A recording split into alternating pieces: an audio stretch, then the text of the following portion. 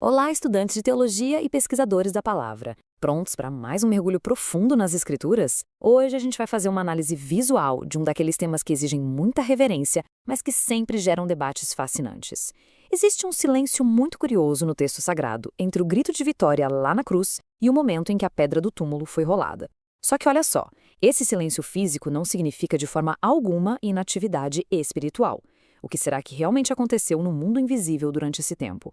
Para desvendar isso, a gente vai precisar de bastante rigor acadêmico e de um olhar bem atento aos idiomas originais. E a grande pergunta que guia a nossa investigação é exatamente essa. É quase como um caso não resolvido da antiguidade que a gente precisa reabrir agora mesmo. Lá em 1 Pedro 3, no versículo 19, o texto diz que Cristo foi e pregou aos espíritos em prisão. Mas espera aí, que prisão é essa? Qual foi a mensagem e para quem ele pregou? Para a gente conseguir responder isso sem escorregar em heresias, nós precisamos deixar os nossos pressupostos de lado e olhar direto para o mapa geográfico do mundo invisível que a própria Bíblia nos dá. E para começar, vamos para a seção 1 do nosso estudo: a sepultura versus o mundo espiritual. Duas realidades completamente diferentes. Certo, vamos construir a nossa base acadêmica aqui. A Bíblia é muito, mas muito específica quando fala do local onde a gente coloca o corpo físico depois que alguém morre. No Antigo Testamento, a galera usava a palavra hebraica keber, e no Novo Testamento, no grego, a gente encontra mnemeon. Na prática, o que é isso? É o buraco no chão, o túmulo de pedra. É aquele local 100% físico e tangível do corpo. E a regra de ouro aqui é a seguinte: em nenhuma passagem bíblica esses termos são usados para descrever a alma ou espírito. Fica só no físico mesmo. Mas aí a gente vira a chave. Em total contraste com a sepultura física, nós temos o reino espiritual. Lá no Antigo Testamento, a palavra hebraica é Sheol, e ela aparece umas 65 vezes. Já no grego do Novo Testamento, o termo é Hades, aparecendo 10 vezes. Gente, a diferença aqui é gigantesca. Esses termos nunca significam um túmulo literal de terra e pedra. Eles sempre apontam para o lugar invisível dos mortos. Por isso, quando a gente pega Sheol ou Hades e traduz simplesmente como sepultura, a gente comete um erro grave que praticamente apaga a existência do mundo espiritual depois da morte. E quer ver um detalhe que ilustra isso perfeitamente? Pensem comigo na questão da propriedade. Historicamente, as pessoas compravam túmulos, certo? Abraão comprou uma caverna para enterrar a Sara, o próprio José de Arimateia cedeu seu túmulo particular para Jesus. Eles eram donos desses lugares, eram propriedades. Mas e o mundo espiritual? Ninguém, absolutamente ninguém, tem a escritura do Sheol ou do Hades. Esses reinos funcionam totalmente fora do controle ou da jurisdição humana. A alma não vai para a cova de terra e o cadáver não vai para o Sheol. Simples assim. Avançando para a nossa seção 2, as 3 divisões do Hades. Vamos entender melhor a geografia do além. E isso fica desenhado de forma brilhante naquela narrativa do rico e Lázaro em Lucas 16. Antes da ressurreição de Cristo, o Hades não era um bloco só. Ele era dividido em 3 áreas bem definidas. Existia o lugar de tormento, para os ímpios, tinha o grande abismo, que era literalmente uma barreira espiritual intransponível, e tinha a parte boa, conhecida como o seio de Abraão, um lugar de descanso para os justos. É fundamental a gente entender que o Espírito de Jesus foi exatamente para essa área de consolo, o seio de Abraão. Ele não desceu ao inferno para sofrer ou ser atormentado, como alguns costumam pensar. Vamos colocar isso numa linha do tempo para todo mundo visualizar bem. No dia 1, acontece a morte física lá na cruz. A partir daí, do primeiro ao terceiro dia, a gente vê 2 realidades rolando ao mesmo tempo. O corpo físico de Jesus fica lá, inerte e descansando no memeião do José de Arimateia.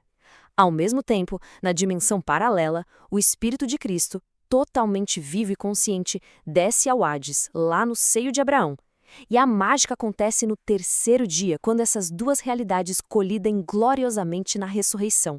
Entramos agora na seção 3, a exegese de 1 Pedro 3,19. A hora de analisar o texto na lupa. Essas palavras aqui do apóstolo Pedro são profundas. Ele escreve: morto sim na carne, mas vivificado no espírito, no qual também foi e pregou aos espíritos em prisão. Essa é a peça central do nosso quebra-cabeça teológico hoje. É esse versículo que nos mostra não apenas onde o espírito de Jesus estava, mas o que ele estava fazendo ativamente enquanto o corpo dele estava lá deitado na rocha fria.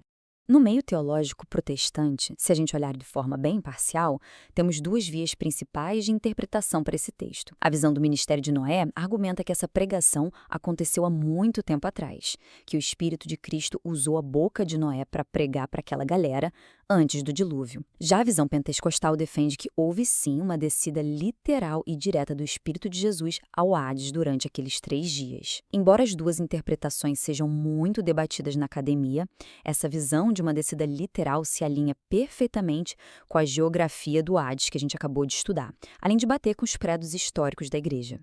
Chegamos então à seção 4, refutando a salvação universal. Vamos desmontar algumas ideias bem perigosas. Agora, o que é absolutamente crucial nesse slide é a precisão cirúrgica do grego. Pessoal, a palavra traduzida como pregou aqui não é evangelizo, que seria evangelizar, pregar para trazer salvação. Não. A palavra exata que o Pedro usa é ekerihen. Esse termo quer dizer agir como arauto, é dar uma notícia oficial, proclamar um decreto que não tem mais volta. Só essa diferença de idioma já é suficiente para pulverizar aquela lenda de que existe uma segunda chance de salvação depois da morte. Olhando bem de perto para essa diferença, gente, isso muda tudo. Jesus não desceu ao mundo dos mortos para fazer um culto de evangelismo no inferno. Ele não foi lá fazer apelo, tentar negociar com quem se perdeu ou implorar arrependimento de ninguém. A palavra ekerikchen prova academicamente que ele chegou lá na posição de rei dos reis, como um imperador que avisa todo mundo espiritual: a vitória sobre o pecado e sobre a morte está decretada e consumada. É por isso que os estudiosos mais sérios e o consenso teológico batem o pé e rejeitam firmemente essa ideia de salvação no Hades. Se a gente aceitar que quem já morreu ganha uma segunda chance, a gente simplesmente implode toda a doutrina bíblica de salvação que conhecemos. Não faz sentido. Para a gente amarrar essa refutação de vez, estudantes, levem estes 3 argumentos com vocês. Primeiro, essa história de segunda chance simplesmente não existe em nenhum outro lugar da Bíblia toda. Segundo, linguística importa. O verbo ekerischen é uma declaração de vitória total e não um convite ao perdão. E terceiro, usar a carta de Pedro para tentar justificar um purgatório é sinceramente forçar a barra numa interpretação errada e ignorar que o sacrifício de Jesus lá na cruz foi 100% completo e não precisa de nenhum complemento pós-morte. E, por fim, a seção 5, o anúncio da vitória e a autoridade absoluta de Cristo. Então, para a gente conectar todos os pontos, aqueles 3 dias no sepulcro não foram um momento de pausa, fraqueza ou inércia de Deus, de jeito nenhum. A descida de Cristo ao Hades foi literalmente a declaração universal de que ele manda em tudo. Ao proclamar a vitória no além, o eco do sacrifício na cruz não ficou só aqui na terra ou lá no céu. Ele foi até o fundo do abismo, deixando muito claro para toda e qualquer autoridade espiritual quem é que está no comando. E para o pessoal que ainda gosta de flertar com a ideia de uma graça no além-túmulo, eu deixo esta provocação para vocês debaterem. Se Jesus tivesse descido para oferecer salvação lá no Hades, isso não jogaria um balde de água fria em toda a urgência que nós temos de pregar o evangelho aqui, enquanto estamos vivos? A Bíblia cansa de avisar que aos homens está ordenado morrerem uma vez, vindo depois disso o juízo. Quando a gente faz uma exegese séria como essa, a gente não só entende um texto difícil, mas a gente protege a estrutura da nossa fé de desmoronar. E assim nós chegamos ao clímax sensacional do nosso estudo. Jesus não desceu ao mundo espiritual com uma bandeira branca para negociar com a morte. Não teve acordo nem concessão. Ele simplesmente invadiu aquele espaço para dar o recado de que as chaves da morte e do inferno agora são propriedade dele, para sempre. Entender esse mistério nos obriga a expandir muito a nossa visão sobre o tamanho da soberania de Jesus.